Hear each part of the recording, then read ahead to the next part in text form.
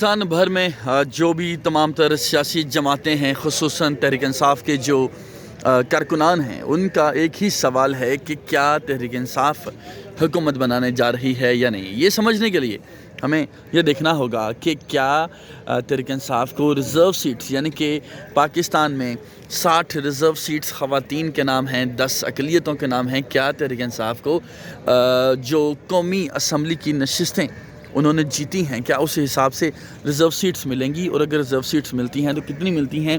ये जानने के लिए जो करंट एनएन है वो सबसे पहले आपको ये तमाम तो जो फार्मूला है बता रहा है। अब तक हम देखते हैं कि मुख्तलिफ़ ख़बरें मुख्तलिफ़ सोशल मीडिया की पोस्टों पर ये बताया जाता है कि एक फार्मूला है, यानी कि अगर किसी सियासी जमात के पास 3.5 या 4.5 जो जनरल नशिस्तें हैं वो मौजूद हैं, तो उनको उनके एवज़ एक जो मखसूस नशिस्त है वो मिलेगी। हमने इस हवाले से जब काम किया तो हमने ये देखा कि 2018 के इलेक्शन में जब पाकिस्तान तहरीक इंसाफ को 116 जो नशिस्तें हैं वो मिली थी, तो तहरीक इंसाफ को 33 मखसूस नशिस्तें मिली थी, जबकि मुस्लिम लीग नून को 64 जनरल नशिस्तों पर 18 मखसूस नशिस्तें, जबकि पीपल्स पार्टी को 43 यानी 43 जनरल नशिस्तों पर 11 मखसूस नशिस्तें मिली थी। यानी कि अगर हम इन मामलात को देखें तो बज़ाहिर ये मालूम होता है कि हर 3.5 जनरल नशिस्तों के बदले एक जो नशिस्त है मखसूस वो दी गई थी। लेकिन जो सबसे अहम मामला है, हम देखते हैं कि हमेशा दरमियानी मामला निकल आता है, कहीं ना कहीं जो गुंजाइश है वो होती है, जहाँ पर इलेक्शन कमीशन तहरीक इंसाफ को या किसी भी सियासी जमात को जब दबाने की कोशिश करता है तो कोई ना कोई कानूनी नुकात ऐसे हैं जिनको इस्तेमाल में लाया जाता है। 2018 में भी ऐसे हुआ। आप देखिए कि 2018 में GDA को 2 जनरल नशिस्तों पर एक मखसूस नशिस्त दी गई थी। ये बड़ा अहम पॉइंट है कि GDA को 2 जनरल नशिस्तें उनके पास टोटल थी, यानी कि उनके 2 ही लोग जो हैं इलेक्शन जीत सके थे, लेकिन उन 2 के बदले भी उनको जो एक नशिस्त है वो दे दी गई थी। लेकिन MQM, चूँकि MQM ने भी मुज़ाहमत की सियासत और मुफ़ाहमत की सियासत दोनों की हैं, लेकिन तब वक्त था मुज़ाहमत की सियासत का, तो हुआ ये कि MQM को 6 सीटें जीतने के बावजूद भी सिर्फ 1 सीट दी गई। यानी ये जो फार्मूला है ये समझने की कोशिश हम करेंगे कि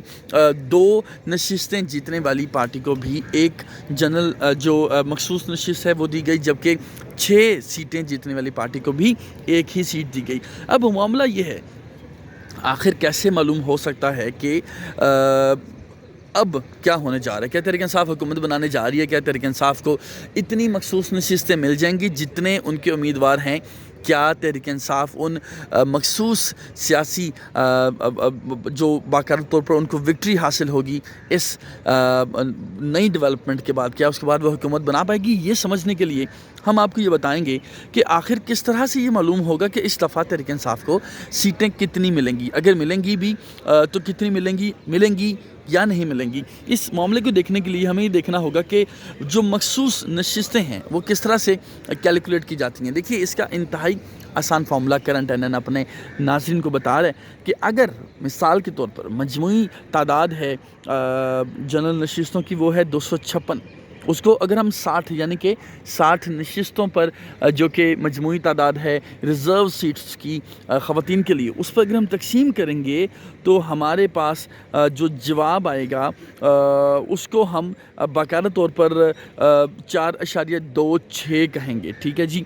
अगर 4.26 को, यानी कि आगे देखना ये होगा कि क्या तहरीक इंसाफ के पास मखसूस नशिस्तें आएंगी या नहीं आएंगी, वो मामला तो अलग है, लेकिन कितनी आएंगी ये देखने के लिए जो जवाब हमें मालूम होगा, 60 को जब हम 256 पे तकसीम करेंगे तो हमारे पास जवाब आएगा 4.2।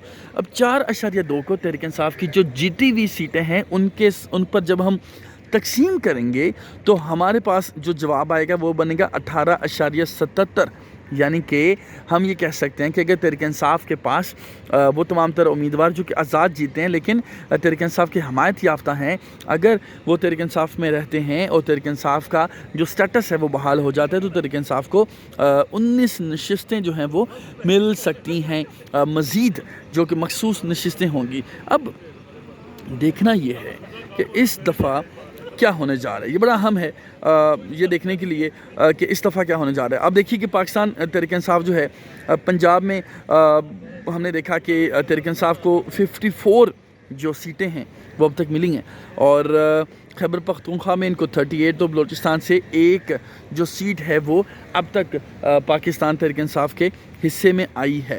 اب دیکھنا یہ ہے کہ کیا تحریک انصاف کسی سیاسی جماعت کو جوائن کرتی ہے یا نہیں کرتی.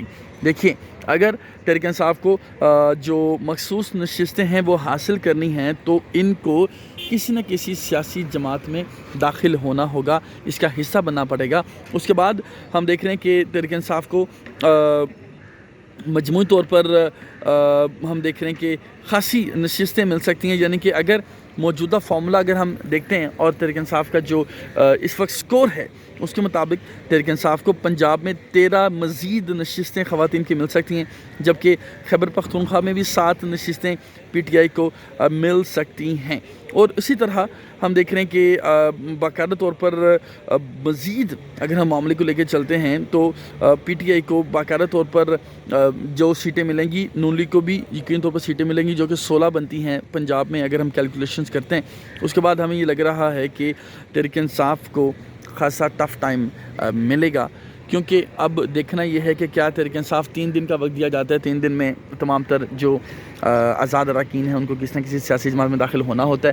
تحریک انصاف نے کوشش کی پہلے بھی پاکستان تحریک انصاف نظریاتی کا حصہ بننے کی، اور وہاں پر بھی آپ نے دیکھا کہ ان کے جو چیئرمین تھے ڈار شیخ عبرہ سے ان کا تعلق تھا، ان کو اغوا کر لیا گیا مبینہ طور پر اور ان سے بھی بیان بدلی کروا لی گئی. اب دیکھنا یہ ہے، اور جو سب سے بڑا مسئلہ ہے وہ یہ ہے کہ تحریک انصاف اگر کسی بھی سیاسی جماعت میں داخل ہوتی ہے، کیا تحریک انصاف کو اس سیاسی جماعت سے وفاداری مل پائے گی؟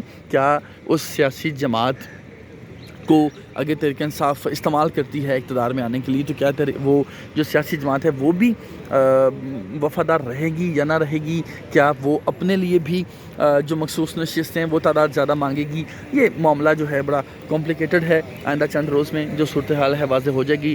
الیکشن کمیشن اس وقت آپ دیکھ سکتے ہیں یہاں پر رش ہے، مختلف ٹی وی چینلز کی جو ڈی ایس این جیز ہیں یہاں پہنچ چکی ہیں. یہ معاملہ جو ہے انتہائی اہمیت کا حامل ہے. یہ جب تک کلیئر نہیں ہوگا یہ کہنا قبل از وقت ہے کہ تحریک انصاف کو حکومت بنانے میں دشواری ہوگی یا آسانی ہوگی.